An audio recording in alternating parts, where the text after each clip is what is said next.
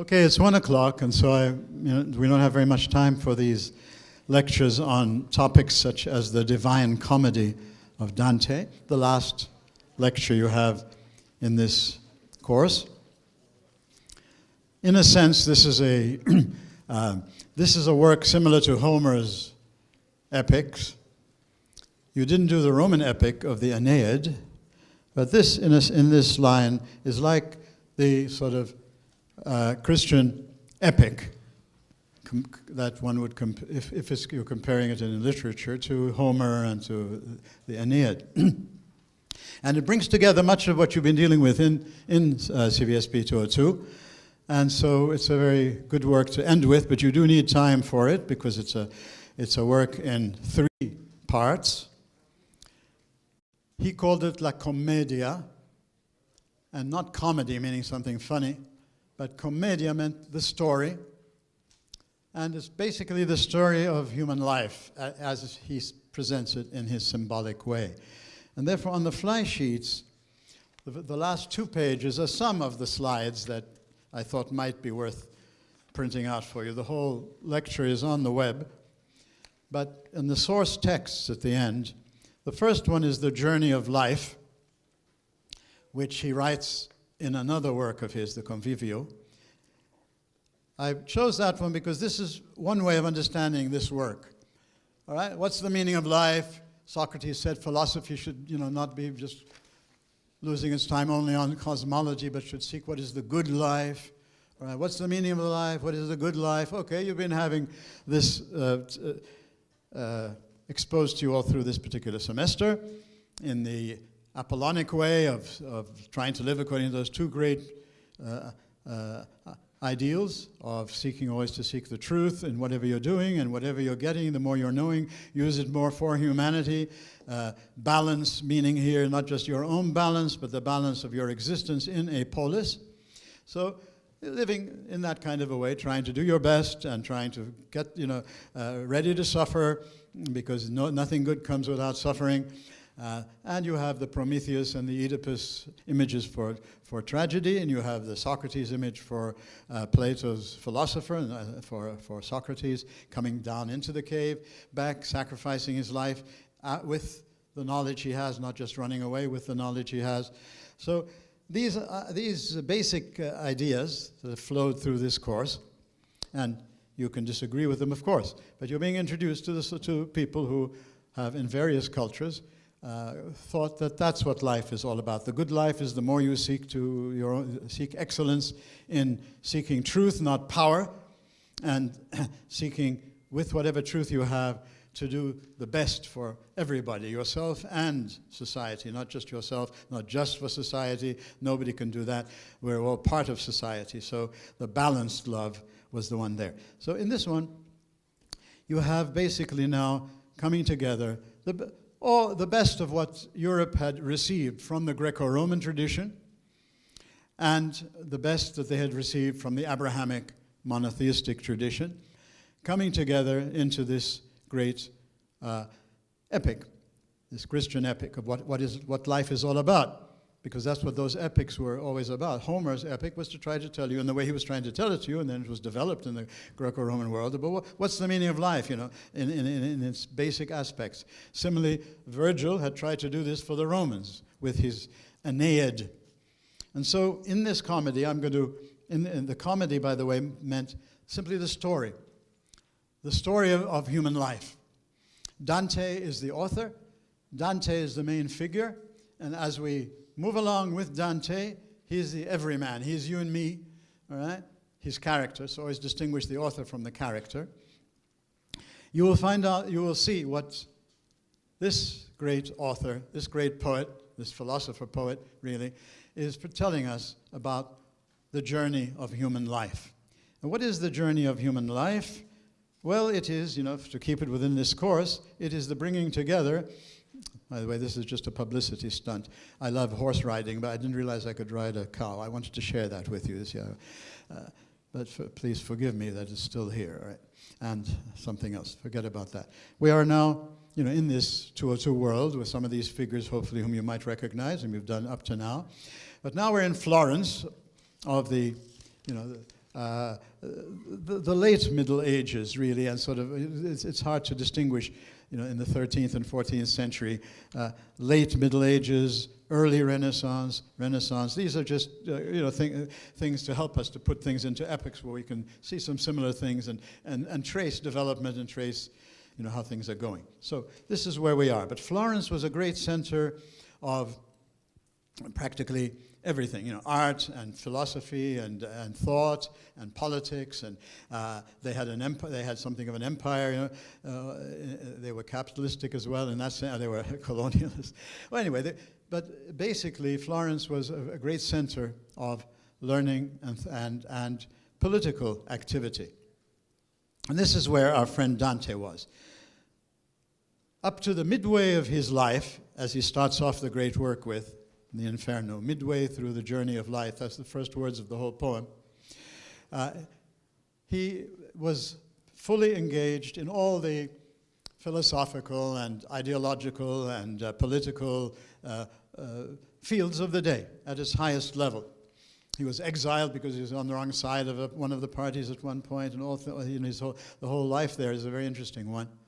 But he starts to write this thing about much later on in his life, when he's come to a more mature understanding of what his own life is, and he's claiming to present to us what is the meaning of life, what is the journey of human life, generally speaking. And he's bringing together two characters, really. Dante, Virgil is the author of the Aeneid, so he brings together Virgil. And so Virgil, as a main character, he's the guide. In the journey of life, Virgil is your guide. Virgil represents reason, and everything that reason has produced and can produce. That's the symbol of Virgil, right? Beatrice represents faith, and faith meaning Abraham, not faith in some silly way that you might be thinking of. It means the person who's experienced God, and the only rational way to respond, and the only human way to respond, is the way an Abraham comes to symbolize. That's true faith. It's not just a leap in the blind. It's all a matter of truly experiencing this God and then responding to this God. Otherwise, you're not talking about the world of Abrahamic faith. There are many other worlds. They may be better. But the world of Abrahamic faith is predicated upon this claim. This God reveals himself to every single human being in some way, but reveals himself to in history to certain groups so that they can present the whole thing there, and then they do it or they don't do it, they fail or they don't do it. But she represents the positive aspect of Abrahamic faith and all the good things that have come from Abrahamic faith. So you have Dante, you have Beatrice representing all the good things that you can get from faith, and Virgil, all the good things you can get from the worlds of non-Abrahamic monotheism, where the divine is understood differently, where there are different paths, etc. So, who is Dante? Dante is this figure in the 13th century and the 14th century in Europe, in Florence, fully engaged in all the political, intellectual, artistic, and political activities of the day, who has a conversion. Now, a conversion, you've had two conversions at least. You've had the conversion in Plato's cave, where one comes to realize, this isn't the best way to use reason. I'm just using it for my own power and for I don't know what. This self-recognition. But if I want to turn, it's going to cost me, and so it's painful. So I have to be forced to turn. So you put the symbols into the cave story. Don't just say, we force him to come out. How do we force him to come out? Once you understand Plato, it means he's going to come to a point that Plato came to when he met Socrates. And nobody forced Plato to change from being a poet to a philosopher. It's trying to tell you how difficult it is and how difficult to come out of the cave. Even when you start to see you're on the wrong path and you see where the right path is, it's not easy. You've got to kill something in yourself. You've got to sacrifice. You've got to go in a different direction. So you had the philosophical conversion of the intellectual, who's honest enough to come to the point of recognizing, I don't know everything. Even the things I know, I shouldn't be just peddling them as if they're the final truth about everything and having people just follow me for power so I can be, I should be seeking truth for its own sake. And truth itself is worth following and leading into. So that conversion in the cave is a difficult conversion. It's a struggle. You always want to come back to your comfort zone, but if you continue in it, you come out into the light and into proper truth and goodness and all of that. The monotheistic Christian conversion story is started with the one in Augustine, where he thought the Bible was really second-rate literature because the Greco-Roman stuff was so much higher. When he meets people who are actually living this thing and can explain to him how to read the Bible and how to live the Bible, all right, he starts to recognize in it over time that this is what I've been seeking. What I've been seeking through Plotinus and the mysticism of Plotinus, what I've been seeking through the philosophers and the intellectual stuff. This is the divine. This is the truth that I have been seeking. He now sees it with his reason. But remember in the Confessions, the story, he doesn't want to go there. And that's his discovery for philosophy, for all times, is that reason on its own doesn't mean automatic morality. Virtue is not knowledge, right? That you can have knowledge, but virtue is more than knowledge. Virtue is the putting into practice your knowledge, doing it for the community, doing it for the polis in the Greek world, doing it for the church in the Christian world, doing it for the ummah in the Islamic world, doing it for the global world in today's world. Right? So this is the heart of the conversion that requires an act of the will. Plato hadn't discussed the will, you see. He had left it there to be explored further because you can't explore everything. Augustine, standing on the shoulders of him, tells you that there's one further step that I've discovered through monotheism, through Abrahamic monotheism. There's a God outside of this cosmos. There's a God I can't reach through mystical experience. I can't reach it just through intellectual activity. I have to have the humility of simply asking for it, receiving it, because it's always on offer, experiencing it. And then when I experience it, I start to understand. Believe in order to understand. Only then can I understand. And the more I understand, the more I want to use my understanding also to reflect on what I believe. So it's always a dialectic of the two. This is the Christian conversion. Dante has a similar conversion in his day, midway through his life, and he symbolizes it in this work, in Dante's Human Comedy. At the beginning, in the comedy is simply la commedia, not comedy. It was called the Divine Comedy by people who liked it. He didn't call it the Divine Comedy. He called it la commedia, the story of human life, the journey of human life. Hellishness, purification, heavenliness. All right? That's what he's telling you about. What's hellishness? How do you get purified from hellishness? How do you get to be heavenliness? That's the story of this work. And so he uses all kinds of familiar characters. He refers to some things that people know about historically, but he's using them all as symbols. So he uses Virgil as the symbol of reason, and everything reason can truly reach properly. But reason winds up to have a limit. He can only go through the first two parts of the journey through hellishness and purgation. When you're ready now back to innocence, back to Adam and Eve, all right? And then from there, Virgil disappears, and only Beatrice, who represents faith, can incorporate everything that's great from reason, but take you the step further into the fullness of the divine world. So this is the faith and reason, in other words, are the two things that are interacting in this work, and he presents it as in a kind of autobiographical way. Midway, I want to flash to something here. I'm going to have to do this in a way that I'm sure you're going to be unhappy with, and I'm going to be unhappy with. And once again, I'm giving a lecture that I wasn't necessarily supposed to be giving. The whole work is about the journey of human life is a journey of love. And love comes to be what Augustine was trying to tell us about through how important the will is in human life. It's not just reason and rational development. It's not even mystical experience, all right? It's the will, and how the will, that is love, how it works with reason, how it works with whatever experience we have.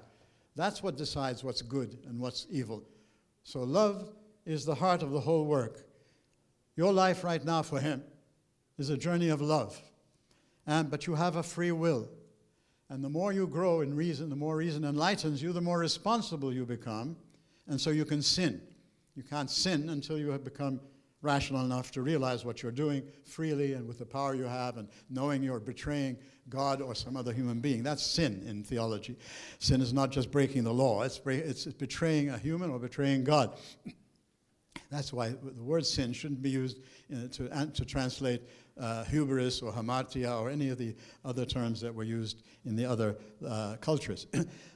It's a perversion of love.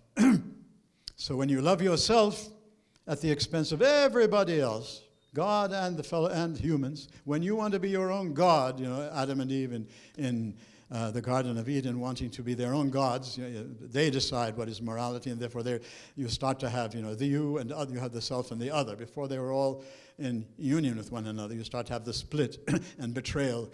Adam betrays Eve, and then Cain betrays evil, and then Ham betrays Noah, and then it goes on to the Babel when they want to have heaven on earth without God. All right, and then you have Abraham. Abraham starts to represent what an Augustine and what now an Aquinas and a Dante, because they're both into this, are trying to say what was being said in all of that literature, what was trying to be communicated to the human being. That life is all about love. If you love properly, you're in a heavenly world. If you love improperly, you're in a hellish world. All right? That's the bottom line.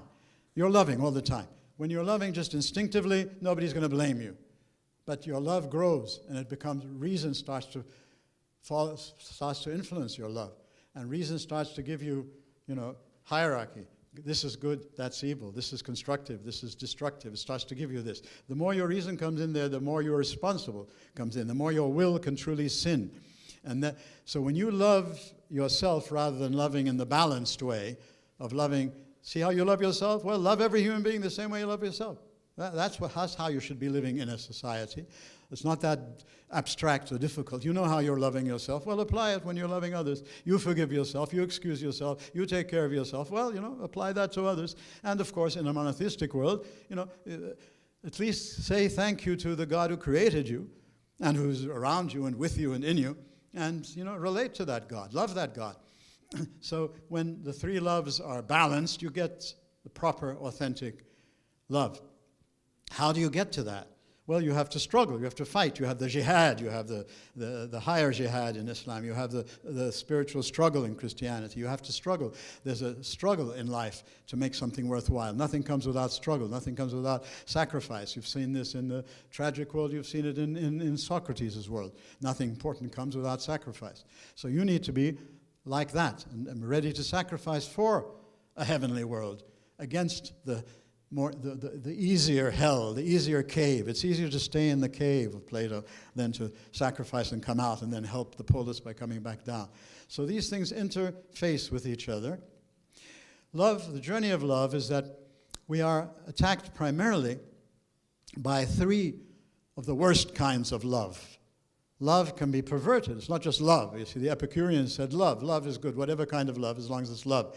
This in this world, no, you have to even in the Greek world, and beyond that, you have so many words for love in the Greek world.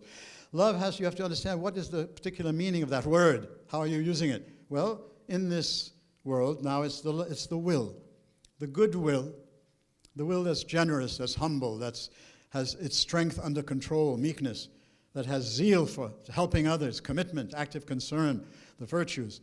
The will that uses what it has to serve others, liberality, that has a proper control of oneself so that they can not just ruin themselves by overeating food and hurting the family around them and society generally. And in chastity, love can only be controlled, the sexual love can only be controlled if you have love for the other human being. So you will not worry about who you're damaging when you commit adultery, when you break up a husband-wife unity. You won't care about that because you can justify it in many ways, all right? But if you have love, you have this kind of love, this balanced love that you wouldn't want somebody to do that to you, and you would be thinking of the person you're harming in that. And so self-control is extremely important for all things. That's the basis of all virtue. If you don't have self-mastery, you're a slave to yourself. You want self-mastery is becoming more and more not a slave of yourself so that you can use all of yourself to be liberal and zealous and meek and generous and humble. And these are the godlike qualities that you are in the image and likeness of God. And the more you pursue these, the more you are doing the godlike thing. When you don't do them, pride, the opposite of humility. Humility is to serve others. Humility doesn't mean I'm no good and you're better than me. No, no, no, no, no. God isn't going to say I'm not God, but God serves us. God creates us. God takes care of us. God forgives us. God sustains us. In this view of God, always put yourself in the place of the culture you're trying to study. That's to understand what they're saying and why they're saying it. God is the absolute image of humility. He serves. He doesn't destroy you. When there's a flood, only one person is good. He keeps all of humanity, and he promises no matter what you do, no matter how bad you get, we'll never have something that horrible again. So you have a God who isn't just interested in his power and trying to keep his own thing and all this. Humility is the aspect of God. Humilitas, superbia, pride. This goes back to Augustine, by the way. He found that the reason he left the Platonists and their mysticism and their Platonic philosophy was not just because he found something he thought was better. He was also responding to the human, the existential thing. He found they were full of superbia, pride. There was no humilitas, which he found in the Christian world. That's what attracted him into the Christian world. When he met his peers, intellectual peers, who also were living humilitas, living servant. I'm ready to serve you. I'm not just looking for my own interest. All right? So this notion of humility is, these words have to be carefully defined. So Dante finds himself a slave to pride. Envy. Envy doesn't mean, whatever you might want to mean. I think of the crab. What it is sort of the crab story, a bucket of crabs, and they start crawling out of the crab bucket. And then one of them starts to get up and to get free, and the others pull him down. I don't want anybody to be better than me. That's envy. I cannot stand it if somebody is better than me. If someone shows he's able to do something better than me, no, but he's this and that and that. Envy is in the Bible, envy is the main thing of the devil. Envy. Okay, supposedly in this Christian thing, the devil was envious of the human being once he knew what God was going to do for the human being, and so he can't harm God. So he seduces humans into what they do. So these symbolic stories carry a lot of truth in them for a global world and humans. Envy is when you don't have enough generosity to admire that somebody else is better than you, and to encourage them and to learn from them. No, you want everybody to come down to your level. What Nietzsche calls the leveling syndrome in democracy. Democracy could be wonderful, but democracy tends to want to lower you down because of envy. I'm just as good as you. So there are always ways of perverting something. So pride, envy. The opposite is generosity, admiration, wrath. Shu mafi asha, shu mafi delivery. I don't know whether you lived through these television things there. I'm the boss here, I'm the macho thing, or the woman who might do it. It's not just a gender thing. But, wrath is when you're not doing what I want you to do. And so I get angry at you, all right? Divine wrath is the wrath of holiness, the wrath of justice. Justice, you have a lot of time to try to get yourself ready, but you insist on continuing to do the horrible thing and destroying others. If God doesn't intervene with his wrath, then what's this kind of a God? A God is not a jiddunana in monotheism. He's a loving, forgiving, giving opportunity, all the things for that, but there is an accountability. So the wrath here is the perverted wrath, the wrath that only gets angry. When did Oedipus's, you didn't do Oedipus in this course, I'm sorry. I was thinking of Tiresias when the only time he gets angry at Oedipus in the Oedipus story is when he's insulted personally. He doesn't care about giving the truth to save the polis of Thebes. He's only interested, wrath. The opposite is meekness. Meekness is not weakness. Unfortunately, in English it comes to meekness, prautes. It's the virtue of the lion. The lion has strength in the animal world, but the lion doesn't just use their strength, it's used in a symbol in this way. So meekness is the ability to control your strength. Use it only in the right place, to the right measure, in the right place. These three characteristics, if you like, these heavenly virtues, are the opposite of the other three. So love can go in the right direction, it can go in the wrong direction. Your will can love, because the essence of will is love, if you remember Augustine. You can love in the right direction, right proportion, right time, right things, the balanced way, in the Greek understanding of balanced, or you can love in the imbalanced way, in the perverted way here of loving yourself, and everybody else is your slaves. Love defective, sloth, indifference to others. Who cares? If it's happening in another country, why should I worry about it? If it's happening to another religion, why should I worry about it? If it's happening to, another thing, I don't care, Instead of, you might not be able to do anything about it, but this sort of indifference. I'm only interested, my love is only for what I have. When you get to Freud, that's how he defines love, by the way, and he attacks Christian love by saying, I have only a certain amount of love, and I'm only going to give that amount of love only to those that I love. All right, you can decide what you think about that when you reach Freud. But coming into my mind immediately was that point, that this is the sloth love. The sloth love is when you don't care about anybody other than what affects you. All right, and so your love is all directed only into what concerns you. Zeal is the love that flows out of you to everybody else. So you're concerned as much as you can within your limits, within your thing, but it's the direction of the will that Augustine was talking about. That's now being pictured here. The direction of the will is in the direction of commitment, engagement, active concern for all. God's hesed, God's passionate concern for the human. That's sometimes translated jealousy, because hesed sounds like hasad, but has a totally different meaning. Love excessive. When you love good things, money, food, sex, they're all good, you see. There's no Greek sort of matter is the cause of evil and the body is is the prison of the self. All this stuff is in another culture. It might be truer than this, but understand each culture on its own terms. That's the empathy aspect of all serious scholarship. Understand and then dialogue. And you might you might learn something from that culture and then also have good grounds for rejecting it. But first learn it. Love excessive means the love of money. If you love money so that you can use it for everybody, that's fine. That's liberality. If you love food sufficiently to support yourself and to enjoy the good things of food, that's wonderful. You have self-mastery. If you don't, you have gluttony. If you love money too much, you have avarice.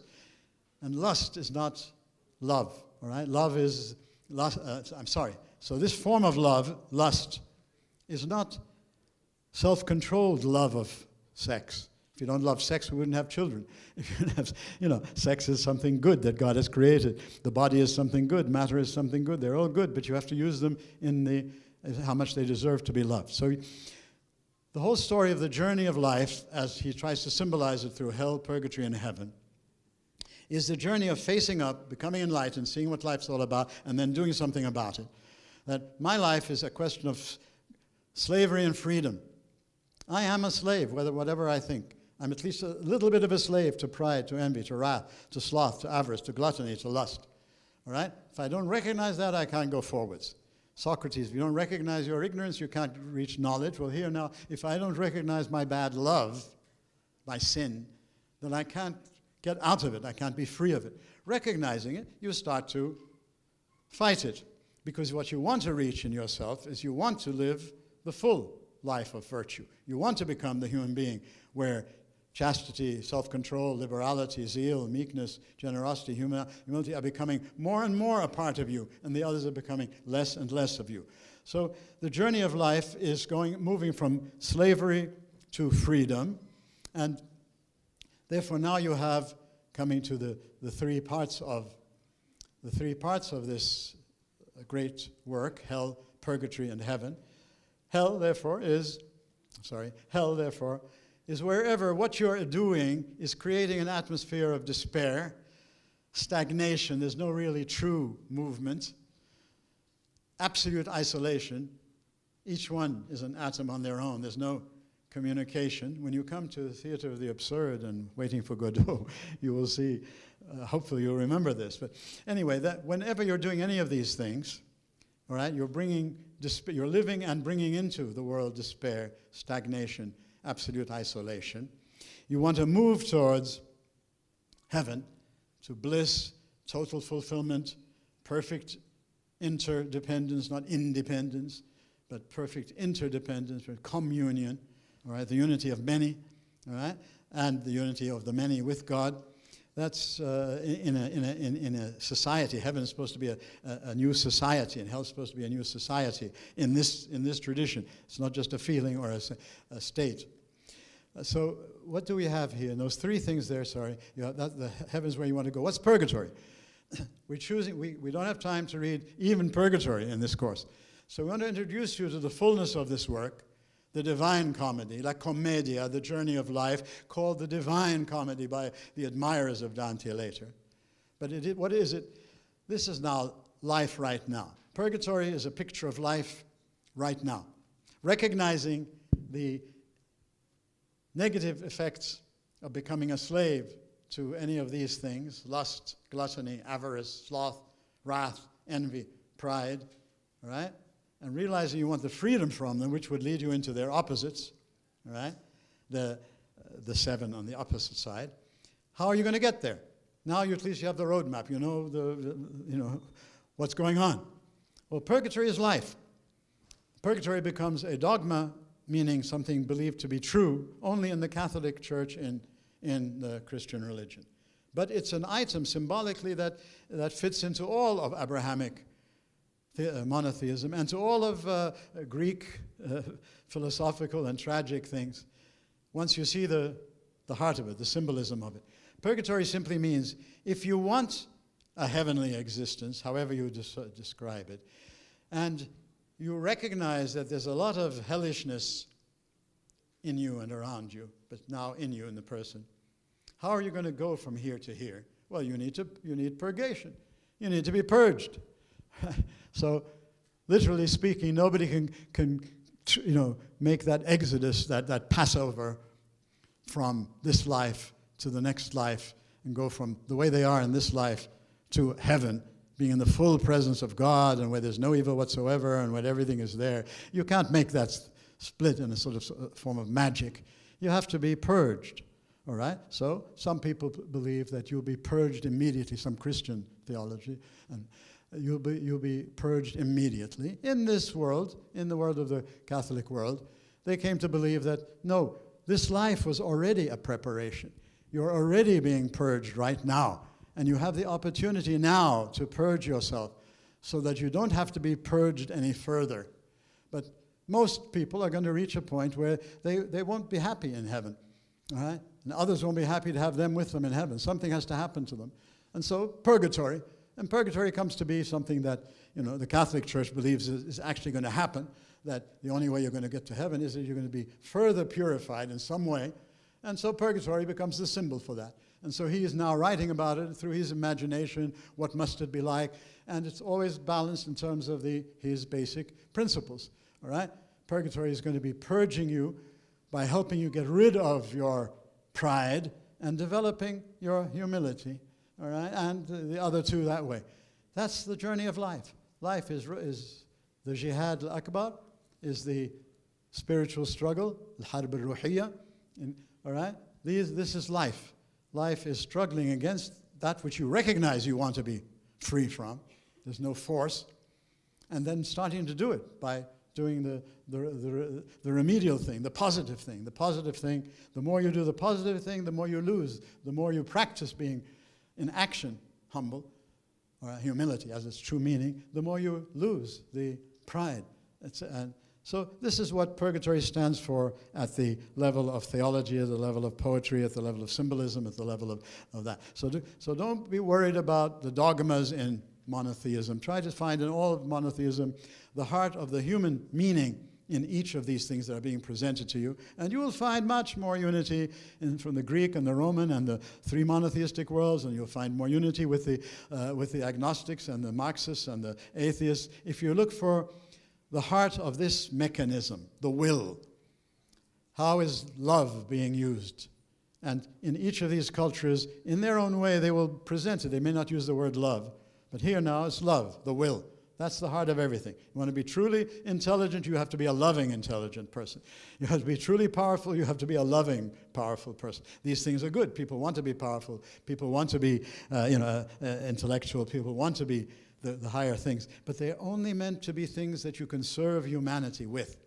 The more you get these things, the more you're getting sort of godlike power.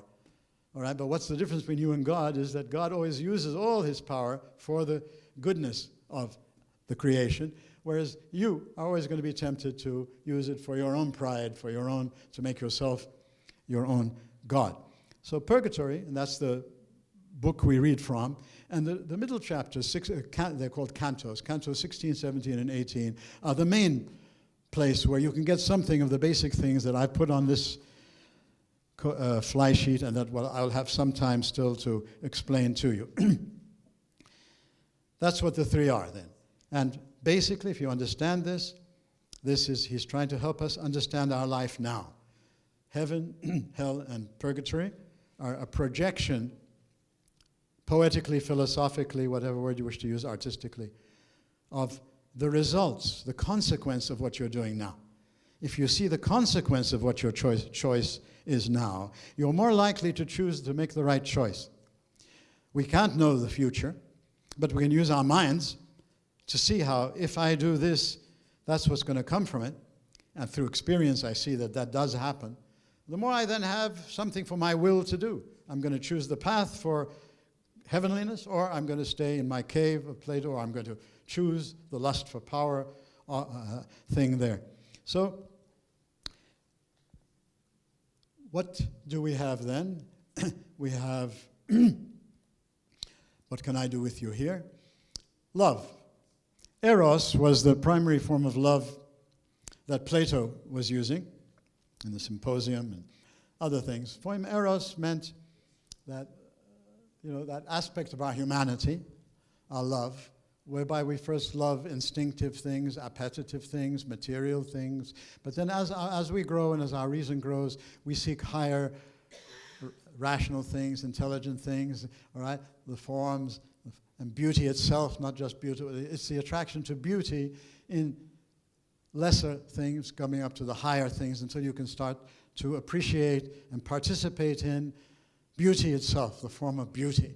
So Eros is that aspect of our own humanity, which we can understand in ourselves. We have that form of attraction, that form of love for things that will, give us more and more satisfaction at an intellectual level, at a mystical level, at a, whatever level we want to call higher. What is claimed now by the monotheists, is the Beatrice people, is that agape, the Greek word chosen by the Christians to put the Christian scriptures forward. Agape, a Greek word that was one of the least used Greek words. There was eros, there was philia, there was Philadelphia. There were many other words for different types of love in the Greek language. Agape was rarely used. So when they wanted to speak about the love of God for the human, not man's love for God, intellectual love, mystical love, whatever, not the love that reaches something, but the love that descends to you, the love that comes to you, and that's the meaning of revelation in monotheism. In revelation, not just through the books, but through the life of the communities and the experience of all that, you're supposed to experience a love that goes well beyond eros, that is not man-made in any way, that is totally unmerited, and that really helps you to understand what is love, what is divine love. Divine love is giving to someone something they don't deserve. Why? Because you respect every human as yourself. And so if you have divine love, and that's supposedly the thing that humans don't have much of, is that the readiness to die for your enemy.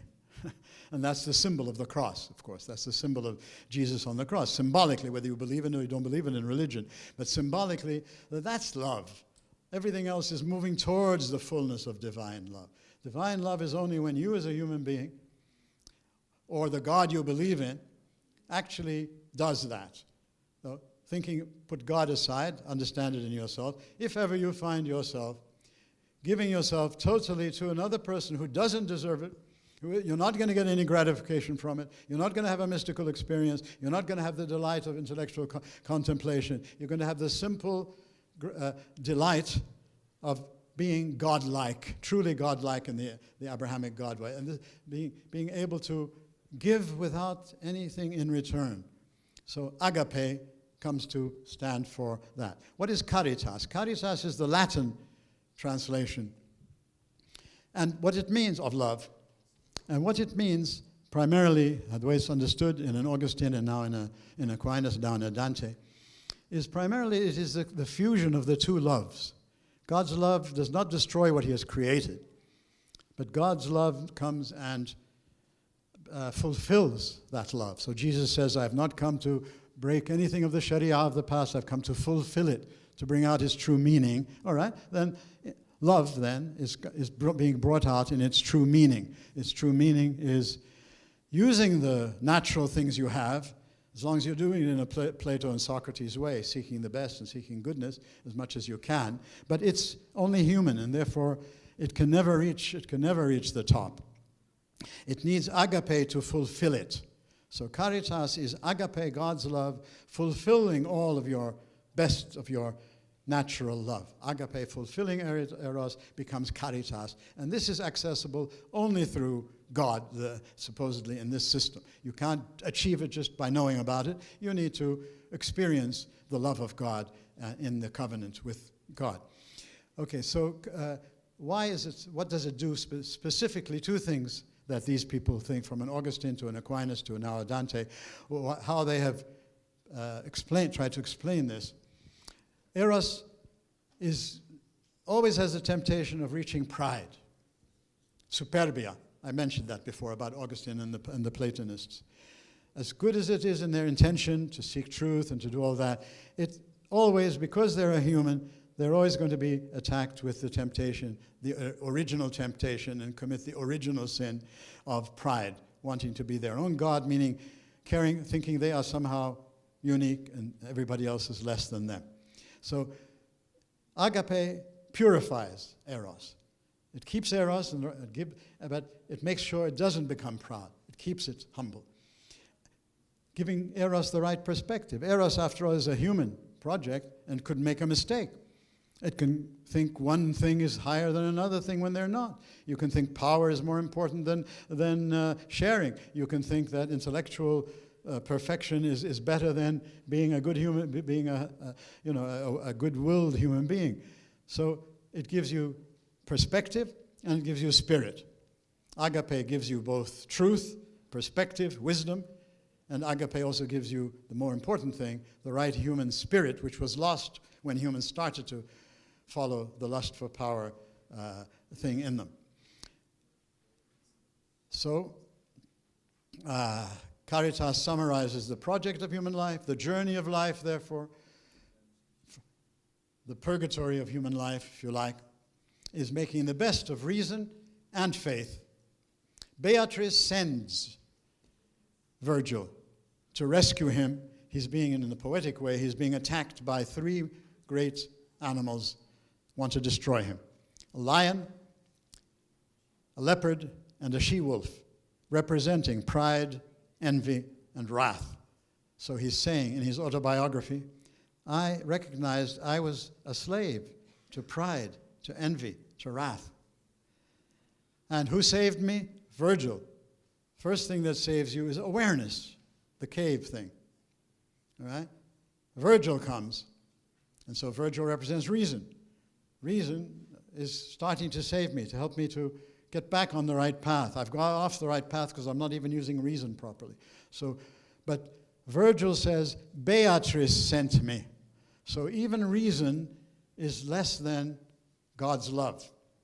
All right? So God's love sent Virgil to save me. That's what he's saying, and that's what he's relating in those first chapters of the Inferno. All right? And so Virgil offers to take him on a guided tour of the afterlife. Hell, when you die supposedly in this world, you go to heaven and hell. So he takes him on a tour through hell. So you can say, well, what is hell? So you don't think of it in some stupid or silly ways that the only way you can think of what's hell. Okay, that's the one way of looking at hell. But hell is more about the spirit of the human being, right? Becoming a slave, right? You become a total slave when you finally wind up in if ever you wish to wind up in hell, you're going to wind up supposedly as a total slave. Now you're a partial slave. What is it that enslaves you? These hellish things: pride, envy, wrath, sloth, avarice, gluttony, lust. What is it that frees you from it? And again, this is the Aristotelian element now here, is the good habit formation of developing good virtues through habit. All right? So you seek to do change the pride into humility, to move towards, each one into the other. So caritas, in a sense, that one word for love, summarizes the project of our human lives, according to him. We are all lovers. Before we are intellectuals, we are lovers. And when we become intellectuals, we don't stop being lovers. And if we never become an intellectual, we're still a lover. And our love, our will, the way we treat others and the way we treat God, and the way we treat ourselves is going to be the measure of whether you're higher or lower as a human being, and whether you are in a heavenly situation or a hellish situation. So caritas comprises the optimal balance of all human capacities, the intellectual, the artistic, the socio-political, all the wonderful things there, but it's a balance with the spirit of faith, hope, and love. So what are faith, hope, and love? Faith represents, Plato taught you all, hopefully, but we didn't do it fully in 202, unfortunately. Socrates said, let's bring philosophy down to the world here. What's the good life? Cosmology is fine. And people who benefit from that have developed that cosmology really is not the heart of what philosophy should be all about. And that's what existential and phenomenological philosophies in the 20th century and many others before were trying to say. Cosmology is wonderful, but cosmology is going to tell you about the good life. All the science you have and all the cosmological knowledge is not going to tell you about the good life. It'll help you. It'll help you to clarify what it is. But the good life has to be lived. The will. What you do with your will is the data of knowledge and wisdom in Socratic philosophy. And Augustine takes it up, and existential philosophy takes it up, and Pascal took it up before him. And it's not something dead in Dostoevsky and Nietzsche and all that. But what is life all about? What is human excellence? Okay. What has philosophy, what has Virgil brought us? Goodness is these four things, the four cardinal virtues. Self-mastery, don't be a slave to yourself. The less you're a slave to yourself, the more you can act with freedom and seek virtue freely. Courage is not just to show off how great you are. Be courage for courage's sake. No, you want to be courageous so you can help others. You want to be courageous so you can do good with your courage. Wisdom is not so you can become the intellectual and, like Aristotle, believe only the rational soul of the human being is going to survive, because who would want the others to survive? All right? That rather your wisdom will lead you to be humble and to see that you, no matter how intellectual you are, you're no better than the simplest person who's doing their best. Justice is when the three of them are doing the right thing.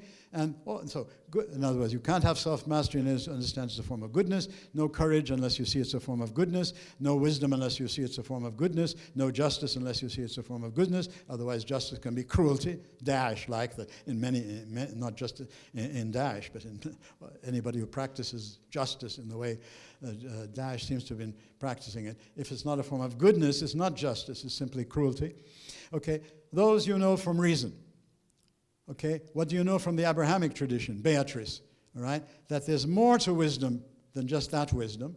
Goodness, yes, but love also. So faith will bring you into a world. Remember, Augustine had said, faith is opening a door into the world of Abrahamic monotheism and experiencing it. So you're not just abstractly theorizing about it. It will tell you that the full faith will give you more and more wisdom. Faith means primarily what is it you experience of the divinity you're having faith in, and how are you responding to it? There's no abstract meaning of the word faith, and it doesn't mean fate, F-A-T-E. All right, faith in the Abrahamic world means exactly what was happening with Abraham, what was happening, all the things. What still happens with people who live this is that faith is first of all recognizing in some way that God exists, recognizing, experiencing that God in some way. Supposedly you're supposed to experience it in your monotheistic communities, but that's another story. But whatever your experience of this monotheistic God, respond in the best way. When you don't respond in the best way, you're unfaithful. All right? That doesn't mean you have this faith or this belief or that belief. Faith is the human response to something you have experienced that calls out of you a faithful response, a grateful response. In doing that, you start to discover more things. Believe in order to understand. Remember Augustine's thing? The more you start to believe, the more you live into this, the more you try to live it honestly and properly and the best way, the more you start to experience the fullness, this divinity. And the more you understand it, the more you can use reason to think about it even more. Believe in order to understand in order to believe. It's the dynamic of the two together that Augustine had tried to present as a description of his own experience with why he... hope is something, is the rational deduction of what you're experiencing in faith. It's not optimism. This is happening now, and on the basis of this, I can project the future. Okay? I've experienced this God. Now I can hope that this God is never going to just get me to kill my father, marry my mother like in tragedy, or have me discriminate against another human being just because of sex or intellect or gender or whatever we do with each other. Okay? That's hope is no. It's not optimism. I can deduce from my experience of faith that I can, the future is not fearful. All right? I don't have to be afraid of the future. The future is going to be exactly like what I'm now experiencing, the basic aspects in faith.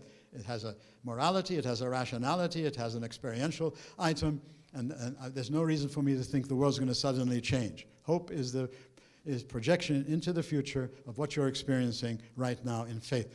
And love, of course, is the motivation for self-control. If you don't have this kind of love, caritas, the balanced love, you'd commit adultery, you'd kill, you'd cheat, you'd steal, you'd do all these things, and you'd find a rationalization for them.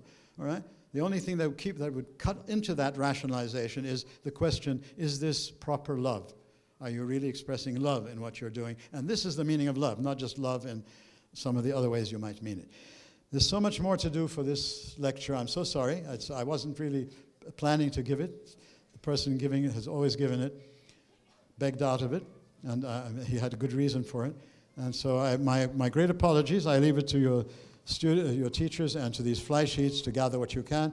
And on the web, there is all of this.